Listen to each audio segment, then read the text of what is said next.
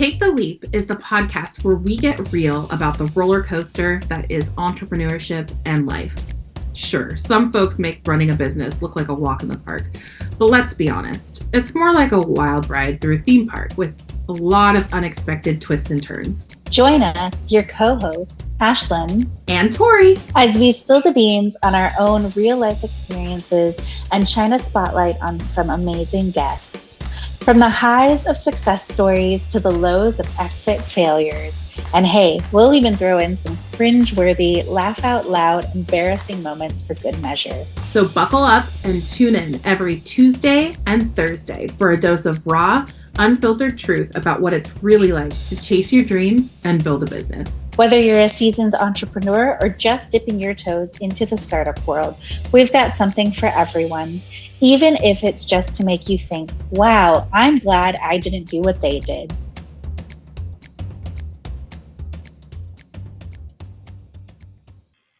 Welcome back to Take the Leap. I'm so excited to chat with you again, Ashlan. I love that we have our mini one-on-one chats every week before we have the guest episodes on Thursday. They're so fun. And honestly, they're how you and I catch up, I think. So Yes. It's a really fun week.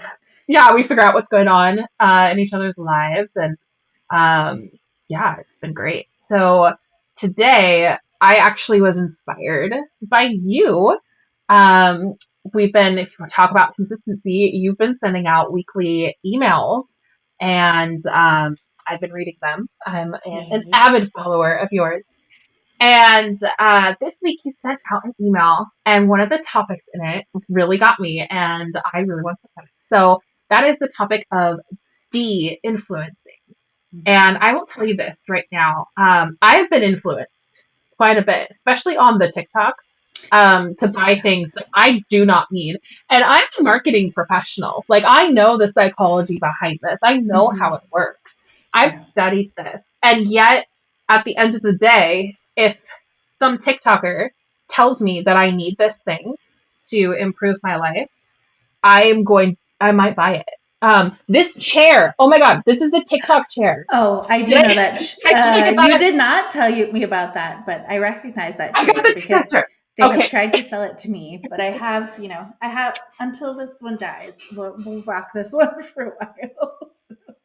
To be fair, this one's pretty great, and I got it because my other chair, I was having back issues, so I love this chair. I could sit crisscross applesauce in it. That is not the point of this podcast, though, is to do a sponsored ad for influencing, but I have been influenced by a lot of things, and especially like as a new parent too. Oh my gosh, all the TikToks and ads that come up on my feed now. I'm like, oh, that product would be make things so much easier, and sometimes they don't. But now there is this new trend called de-influencing, and I'm probably going to quote your email in just a second, but I also just want to give like an example of how I've seen that come up in my feed recently that I really liked. On TikTok, there are creators who will literally say the words, I'm going to de-influence you into buying new clothes this month. I'm going to de-influence you to not buying X, Y, and Z. You can just use what you already have. And I love this trend.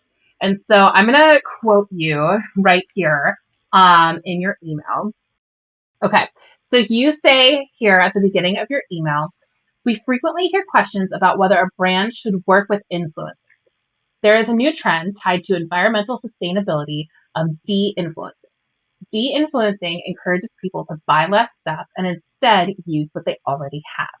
With the growth of hashtag de-influencing on TikTok, you may consider how you approach your influencer strategies, which I just love. I love that we're bringing attention to this. So, I want to talk about it. Let's talk about it. Yes. And I am going to give a shameless plug for Tanya Kubo's. It is a resource. I think it was multiple videos where she talked about, and then we'll put it in the show notes, but she talked about whether or not getting something, like if you had the problem before you saw the advertisement, before you saw the email, like this is marketing stuff that we do all the time, right?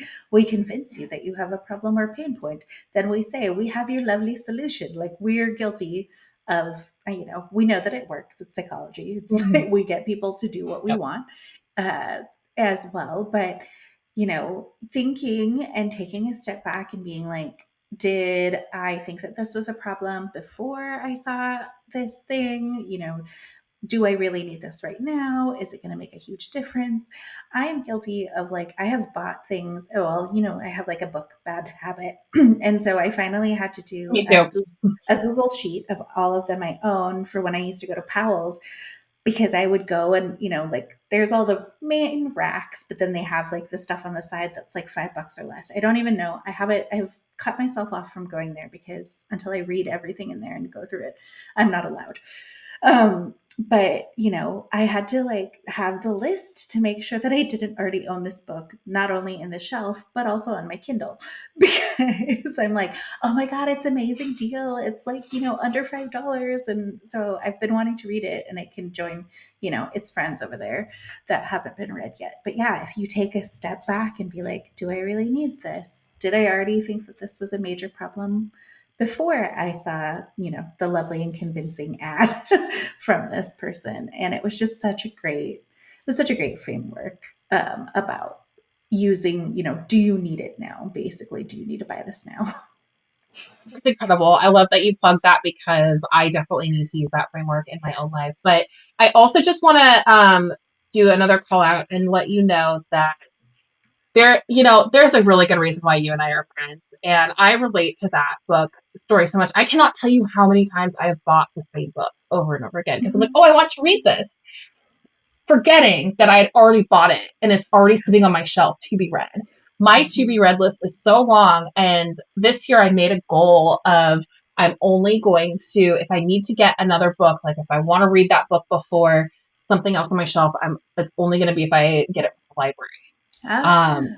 And I was doing really well with that. And then I started ACOTAR, which is a whole different conversation. And then my husband finally was like, just buy the damn books already, Tori. My God. Yes. But anyway. Some things slip through. Some things become, break our rules for ourselves. But yeah, no, I think, this idea of de-influencing for really, we have so much stuff, right? Just around us, and using through it. And, like, I know that, not to throw any shade at Marie Kondo, but, the act of like tidying up and getting rid of things, and, could it go to somebody else? Could it get donated? Could it get this? Not just throwing things away. I know, like with fast fashion and everything else out there, we have a planet that we're probably not doing really well at stewarding. If you have seen any of the crazy weather, I was just talking to somebody in Chicago today, and she's just like, okay, so today it's like 58, tomorrow it's supposed to be like 79. I don't understand, like this swing of weather. So, there's climate change, global warming. I just read an article today that was like, there's more plastic at the bottom of the ocean than is floating on the top of it. And I was like, oh, that sounds very problematic. So yeah, thinking about, do I really need this? And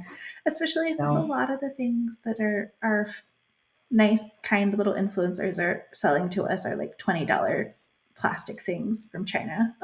Let's just be honest. Let's just be real. Yeah. And we buy them all the time because we're like, oh, that would be so helpful. But then honestly, like a lot of that fast fashion stuff or those like quick little gadgets for the kitchen or whatever that is.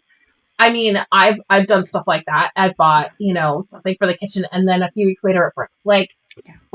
And did I replace it? No, I didn't, because I realized I didn't really need it or I didn't use it. And I think it happens so easily in every area of your life. If you were to really track your spending and be like, okay, this week, every single day, what did I buy? And you actually looked and like, okay, well, I went and got a coffee on the way here. And then, I was at the grocery store, and while I was in the checkout line, I saw this, or I saw like, did I need that? No. Did I eat all that food? No, it went to waste. Well, okay. Like we just keep doing that to ourselves. A point though I'd like to make is, why don't we bring this back to business for a second? And like, what are the things that business, like especially new business owners, what are the things we just buy and waste our money on in the beginning because we think we need it and then we never end up using it. Like, I cannot tell you how many courses I signed up for when I first started my business.